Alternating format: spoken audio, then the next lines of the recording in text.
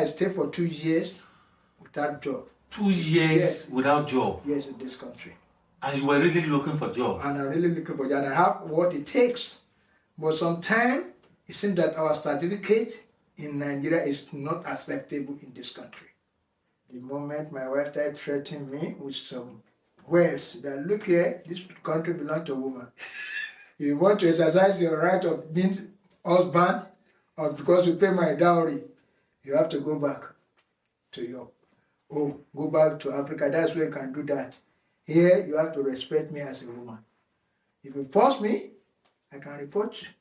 And don't be surprised that the next line of action is for police to get you arrested. And is that the UK is not conducive for husband and wife.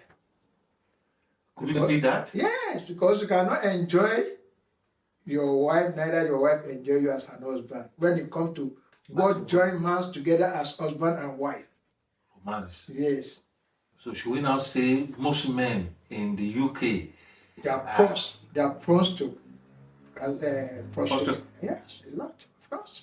Are you serious? Of course. I'm talking of some of the African guys. Yeah. You don't need to be self-dependent on people that if I don't have, by the time I go visit a brother or a friend, something will come out. It's not like that here. You are on your own. Except you who are very close to you, that they know your predicament, they can assist you. But they are not expecting you to come back again. To demand for such a privilege. Are you saying no free money in the UK? No free money in UK, my brother. Nothing good for nothing in this country. No work, no pay. No work, no pay. Pay as you go. So UK is not for a lazy man, is that what you are saying? Really, in a nutshell, it's not for a lazy man at all.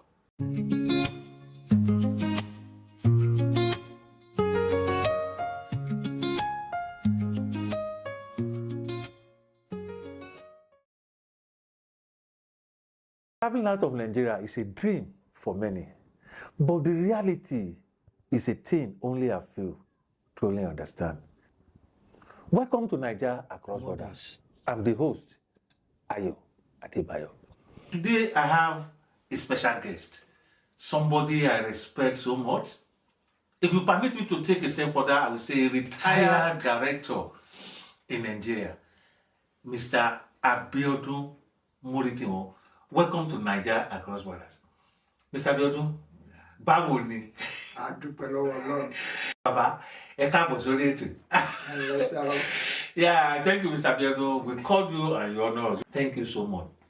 Please, for the benefit of our audience who don't really know you, could you just tell them more about yourself, where you were living in Nigeria, what you were doing before you relocated to the UK? Like somebody said before you Japa.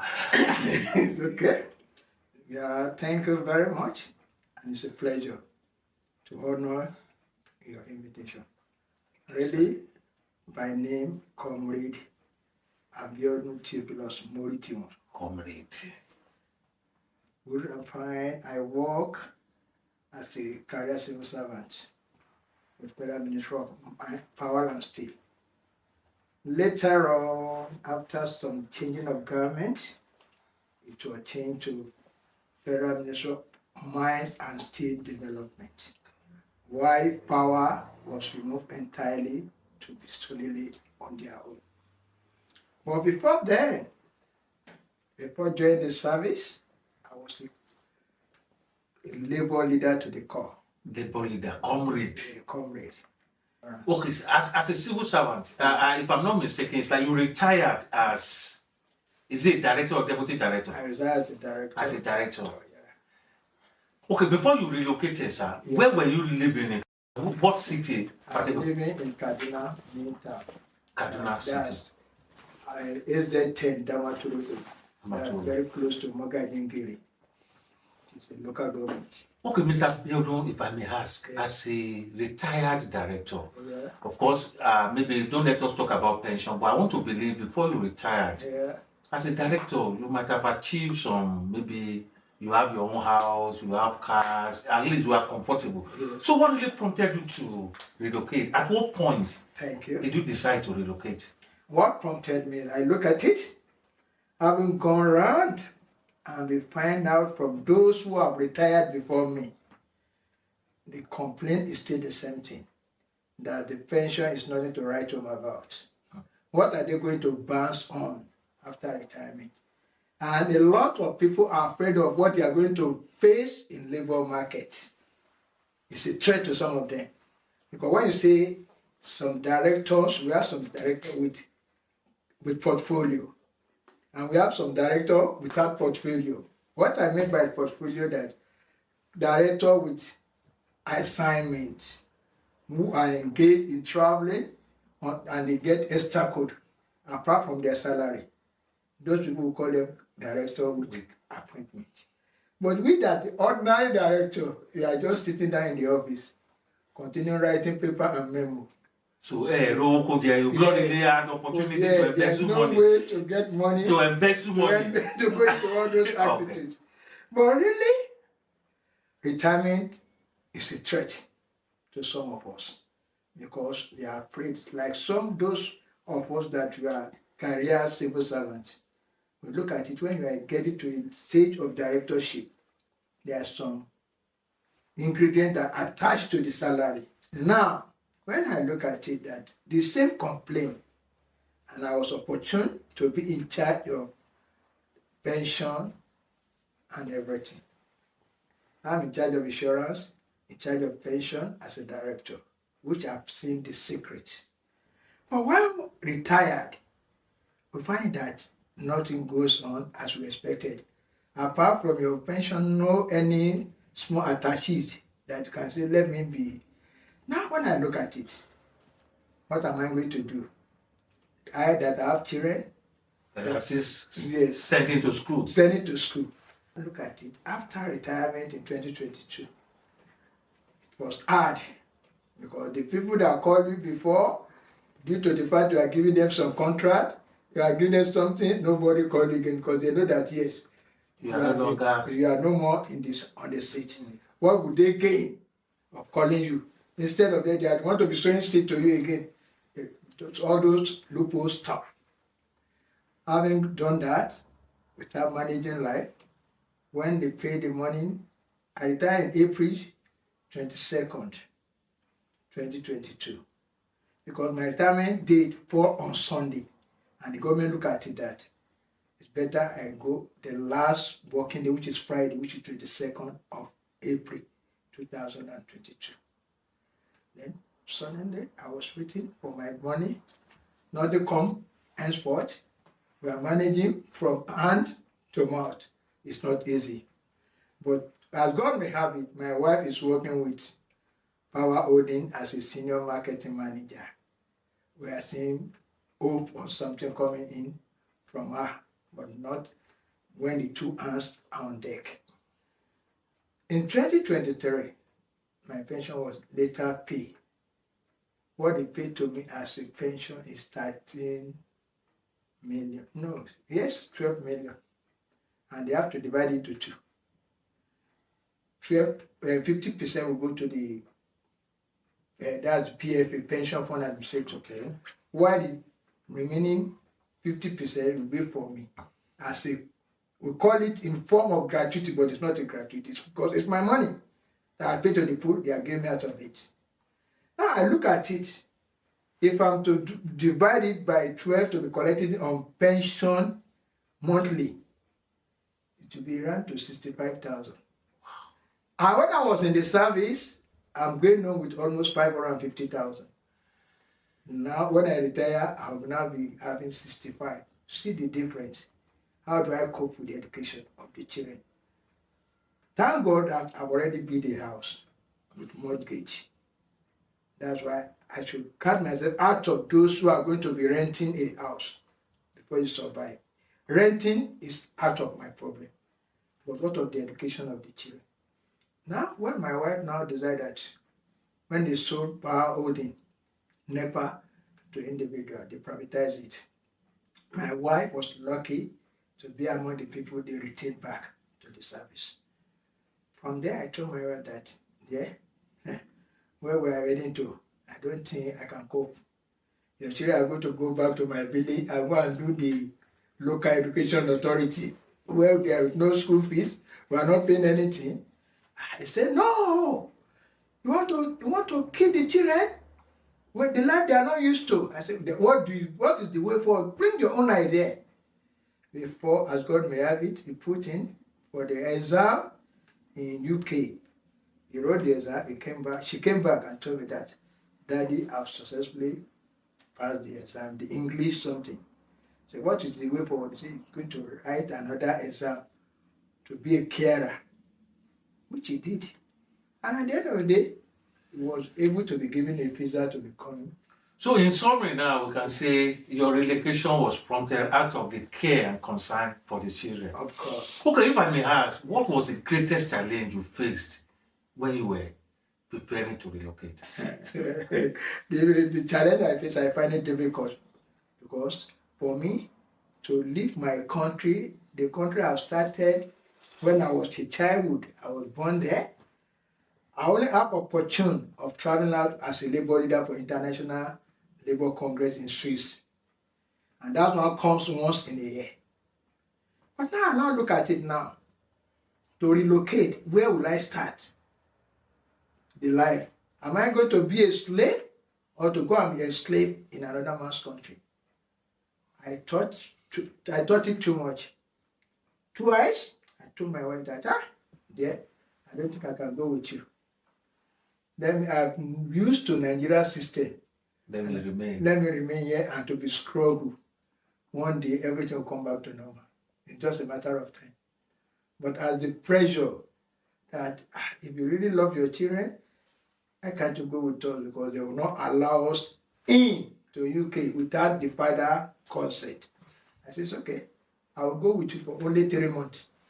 After 3 months, I'll come back for me to know where people are staying in UK. In case of another time, if I want to pay visit to you people. So when would that 3 months end now? Luckily, I've got my help in the 3 months has ended in December 2023. Wow. So 3 months has now turned to 3 years plus. Yes, I've got my help. It's getting to 3 years now in UK. Okay, looking back now, Yes. if I may ask, was it really worth it? Of course, because when you look at what is happening in the country today, it is worthy to look. Because where people cannot sleep with your 2 eyes closed, then what will be the best thing is for you to have where you can have rest of mind. Nobody will knock at your door, or your life, or your money. Which one? I think it's better to stay there. So in summary now, is living in the UK better than living in Nigeria? Really, it's better when you look at the security aspect of it. When you look at the social aspect of it? Nigeria is better. So you are trying to say it's 50-50? Yes. Okay. Have you had any moment since you moved to the UK that you almost regretted of relocating? Of course, Really? I did. Could you share one with us? Yes, I could remember my first point of entry. What I learned from people who have already here before is that it's easy to get job when you get to UK. But the music is not the way they said it. Because I find it difficult. Maybe it's because of age on my side, I don't know. But wherever, I think I stayed for 2 years without job. 2 years Yes. without job? Yes, in this country. And you were really looking for job? And I'm really looking for job. And I have what it takes. But sometimes it seems that our certificate in Nigeria is not acceptable in this country. It seems our certificate in Nigeria is not acceptable, not recognized in the UK. Exactly. So was that the greatest frustration? Exactly. That was number one frustration. Because you look at yourself as educated woman right from your country. A director, your level of certification. Because I have up to 3 master's degrees if I left Nigeria. After 2 years of staying idle without anything. But I thank God for giving me the opportunity of projection. People advise me that if you want to blend to the system, you have to do one course or the other. Which I have to find myself in engaging in security course. And I sat for it for some months.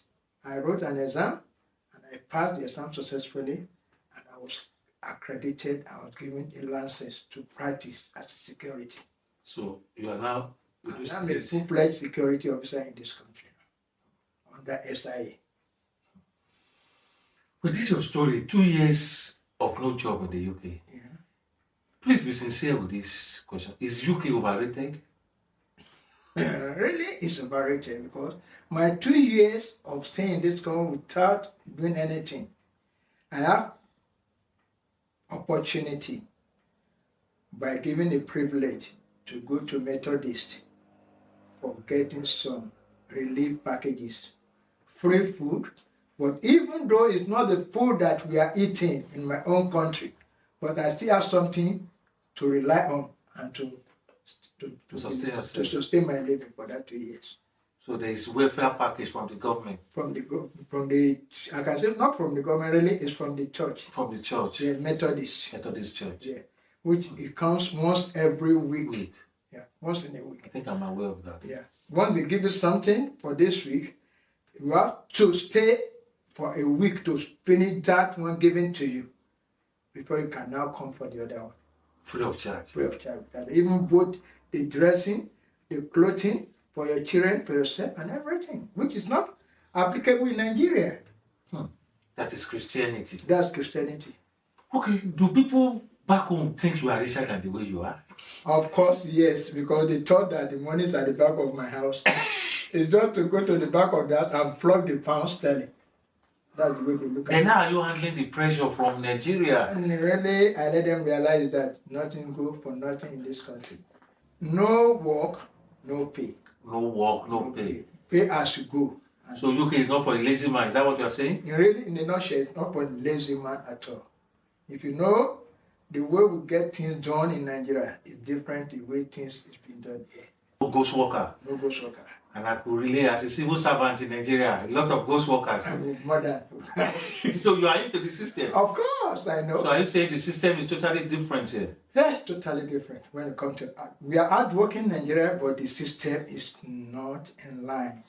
We are not serious. We are not monitoring the system the way it's supposed to be done. Okay, looking back now, what is the biggest lesson you've learned since relocating? Really, since I relocated to this country, I learned a lot of, number one, you have to be hardworking.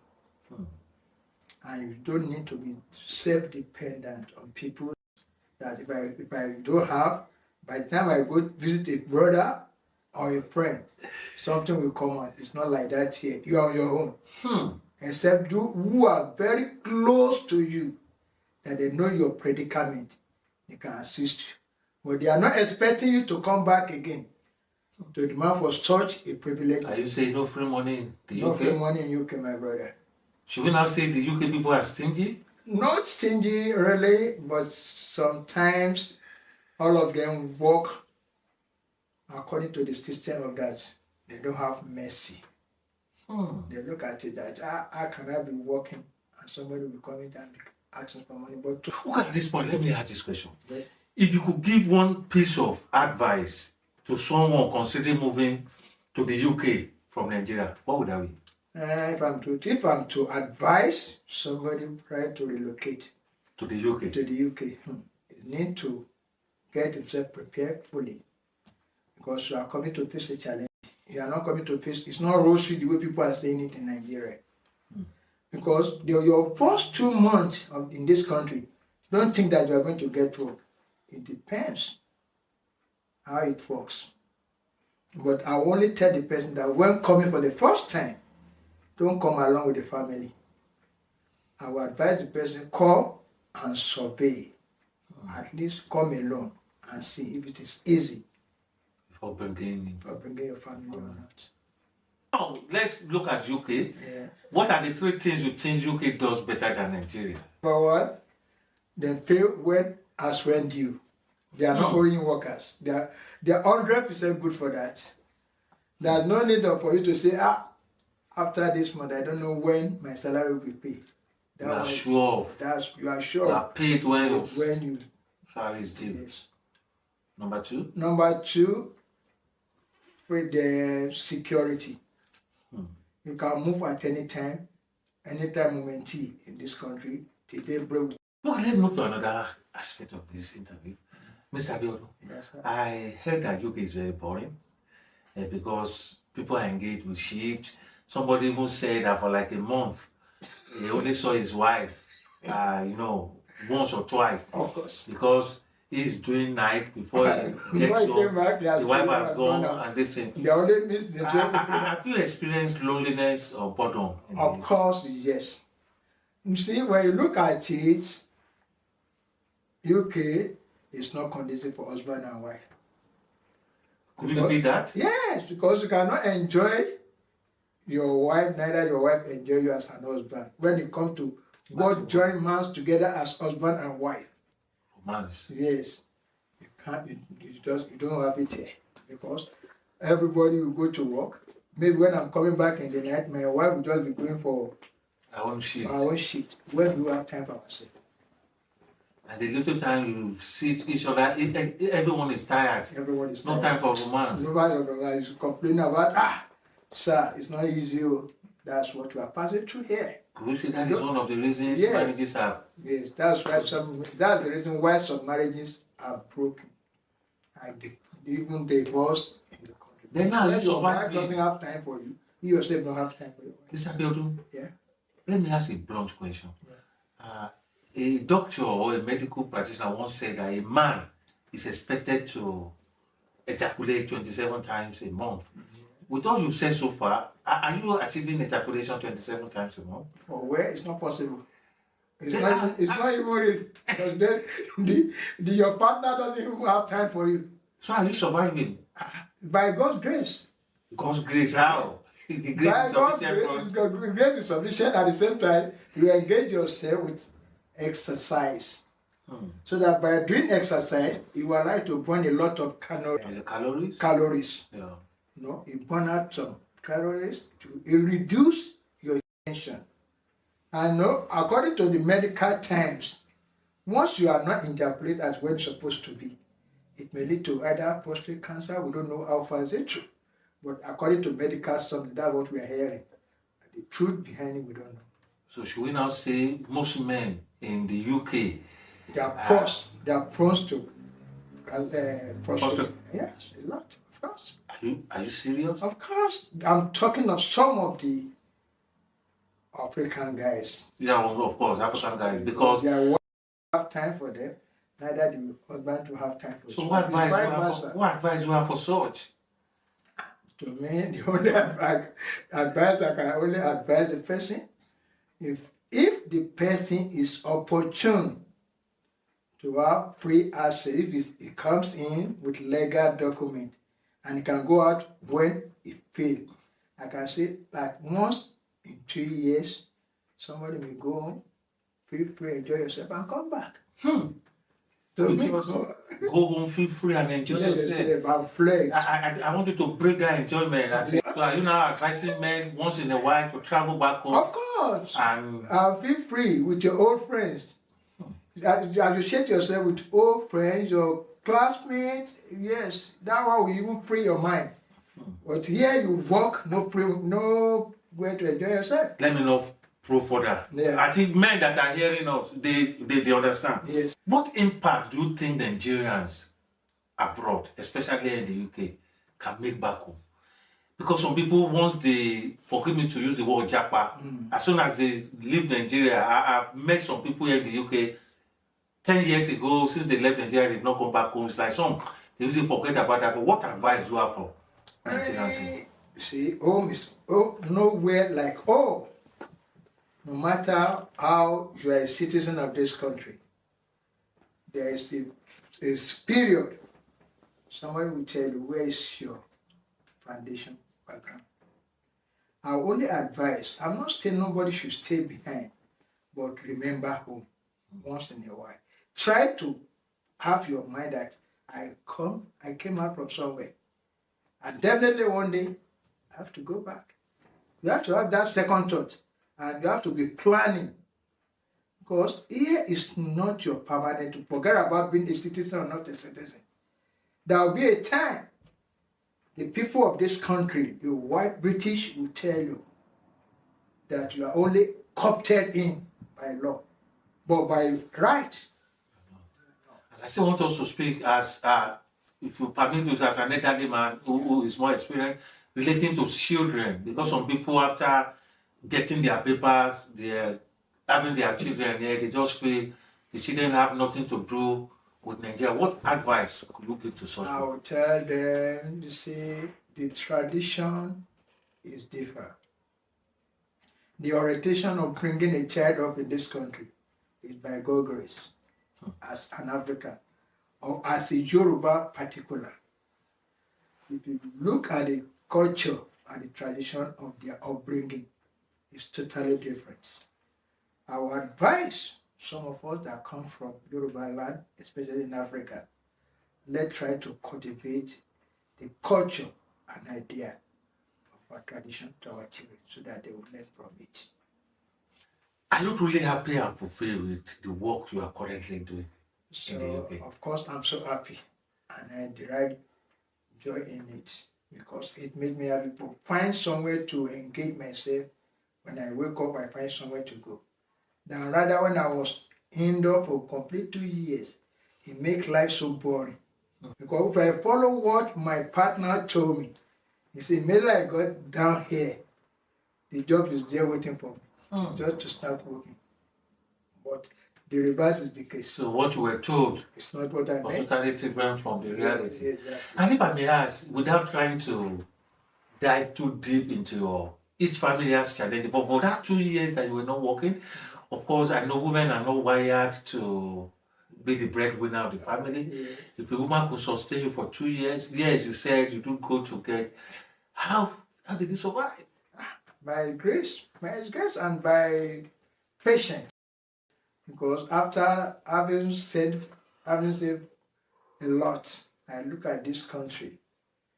The moment my wife started threatening me with some words that look here, this country belongs to a woman. If you want to exercise your right of being husband, or because you pay my dowry, you have to go back to your home, go back to Africa. That's where you can do that. Here, you have to respect me as a woman. If you force me, I can report you. And don't be surprised that the next line of action is for police to get you arrested. And is that the reality for those who don't know what is happening in the UK? Yes. So, because by the time you can't 100, 75% of marriage in UK is not in good condition at all because of the privilege the woman is building upon, that yes, a woman has the right in this country. The last segment of this question, which won't take us more than 2 minutes, Yeah. I have just 10 simple questions. Yeah. Which will be Nigeria or abroad. Yeah. Abroad to you is UK. Yeah. For example, food.